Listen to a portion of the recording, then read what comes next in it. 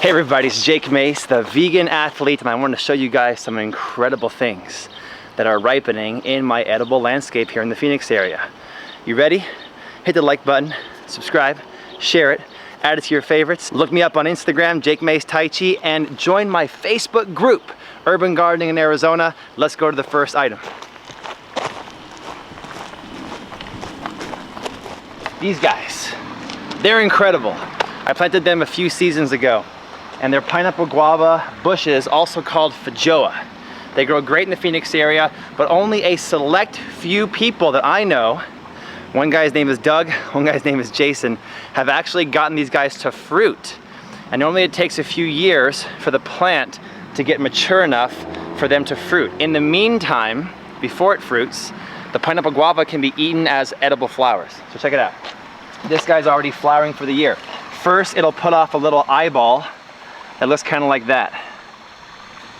Then the eyeball erupts into a really cool sea anemone looking flower that looks like that.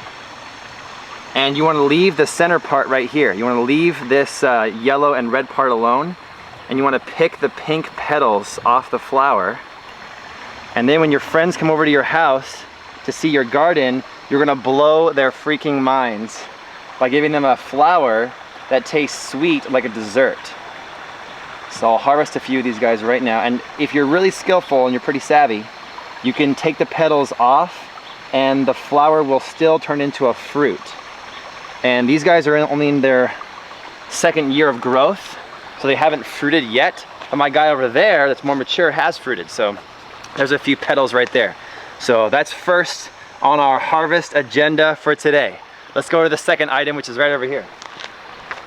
I planted these new guys. I have some more mature ones out in the front yard, but we're doing a backyard tour today for you guys. And these guys are kind of sharing the same water source as this sapote, but they don't need water because they're an Arizona native called a wolfberry. And look at how much these fruits resemble a little precious beacon of light, like drinking or eating pure sunlight. Look at that guy. Come in nice and close so you guys can see it. This one has a bunch. Look at them underneath there. Those guys look fantastic, and they're a very unique tasting fruit. They're not, I don't think they're as delicious as a strawberry or a raspberry. Like raspberry is one of my favorite foods on the planet, but the goji berry is highly nutritious. It's got some juiciness to it. It's plump, and they grow as a native here in Arizona. And the wolfberry's in the goji berry family, so high in protein, high in antioxidants. And we just added a few of those wolfberries into our harvest for today. Can you smell it? I smell something. When I can smell it, I know that it's ripe. Follow me, let's go find out what that smell is.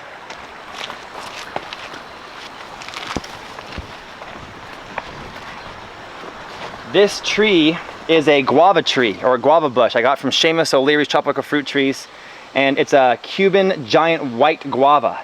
And it fruited for the first time. For some reason it was confused, and it fruited over the winter time. And the fruit stayed on the tree, and now it just dropped off onto the ground. And I could smell it. I wish you guys had smell-o-vision out there, because this smells just like a tropical juice cocktail you would get at the store, and it smells so good. It really does smell like super powerful. And so as this guava tree grows bigger and more mature, it'll fruit more fruits than just this one. But this is a new tree I planted. It's kind of like a sister tree to the Aravaipa avocado, which is over here. And speaking of the Aravaipa avocado, this guy is almost my height. I'm 6'1", 6'2" with shoes on, and this guy is almost over 6 feet tall now. And he was only halfway up this pole. So I'm really impressed with the growth rate, almost like it's turning into exponential growth of these avocado trees. Pretty cool. So we're gonna save this guava and cut it up in front of you guys in just a second. Let's go to our fourth item, which is over here.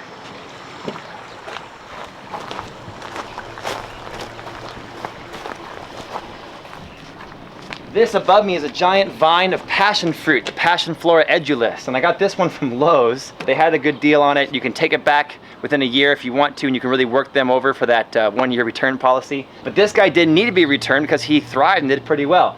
And now if you notice, while I'm talking to you guys right now, I guarantee you'll see a swarm of butterflies all around behind me. They're everywhere. They love this vine.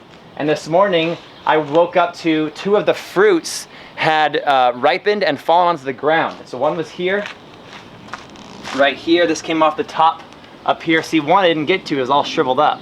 So when that happens, I just use it as mulch, and I'll throw it back into the vine. This one was perfectly ripe, and he had a buddy over here. So these guys will be green, and then when they're yellow or purple, that's when they're ripe, when they're yellow or purple. I've got the goji berries, pineapple guava flowers, Cuban white guava, and passion fruit. And there's one more item I'm gonna harvest today for you guys, and the video is gonna end, and I'm gonna eat it. So come on over, let's get the last item.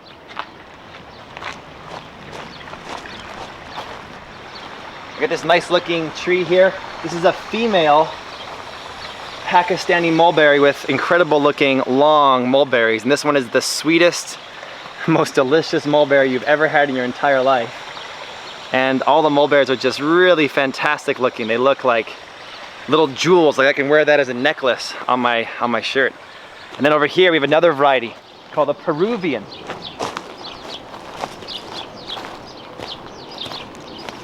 This one is much more productive, and it's a key food source for my family.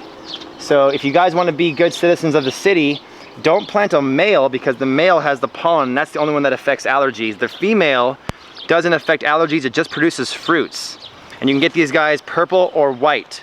So I have 2 of the Peruvian, 2 of the Pakistani, and let's go get the 3rd kind, which is a white mulberry. Check this out. This guy up here, he's providing a microclimate to some of the more tropical, heat-sensitive trees below.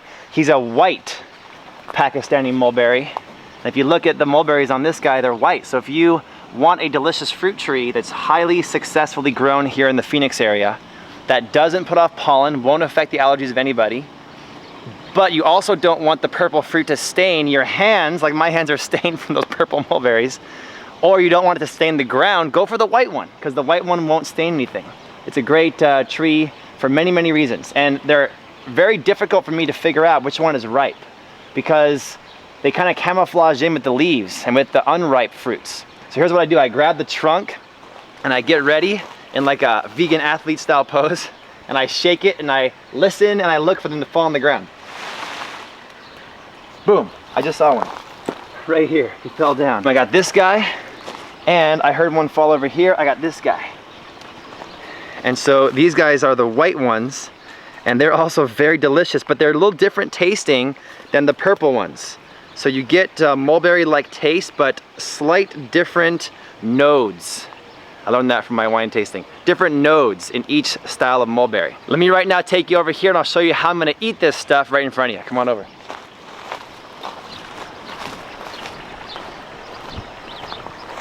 We got the living wall. I call this the living wall. And originally this was a raised bed that was only 12 inches tall that was supposed to block my tortoise and my dogs from either falling in or tracking mud into the pool, because we used to have just a total dirt and mud yard, but the wood chips have eliminated all dirt and all mud in my yard.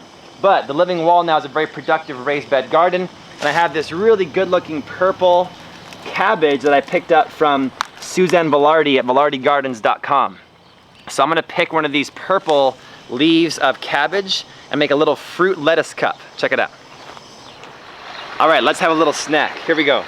We're gonna do the easy guys first. We're gonna put in some Pakistani mulberry, some Peruvian mulberry, and some white mulberry into our lettuce cup.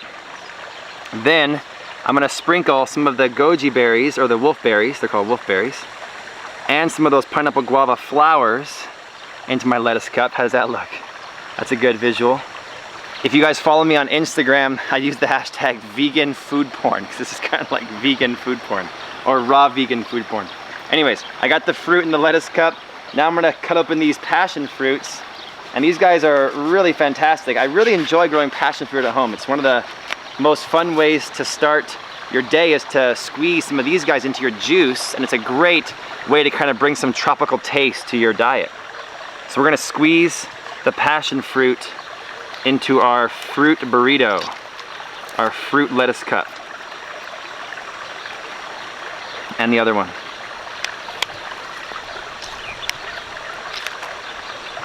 And then lastly, I'm gonna cut this guava on camera. This is the first guava It's been produced by my Cuban white guava I got from Seamus. And I've got this little slice right here. So the guavas, you can sometimes eat the skin, and the inside's definitely edible. Whoa, that is good. I've had some of the pineapple guavas from my friend Doug. This is better. This is really delicious. So we're gonna throw that guava in there, and that's our little snack burrito for today, guys. Edible flowers, wolfberries, Pakistan, Peruvian, white mulberries, Cuban white guava, and passion fruit juice. Wrapped in a red cabbage burrito.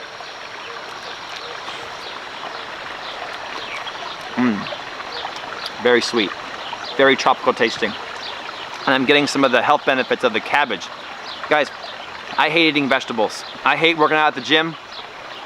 I hate exercising. I don't even like meditating. But I do all these things more than almost any of you watching. I eat more vegetables, meditate more, and I work out more than most of you because I really love the benefits I get when I'm done. I love the results, and this kind of stuff makes it a little easier to eat healthy.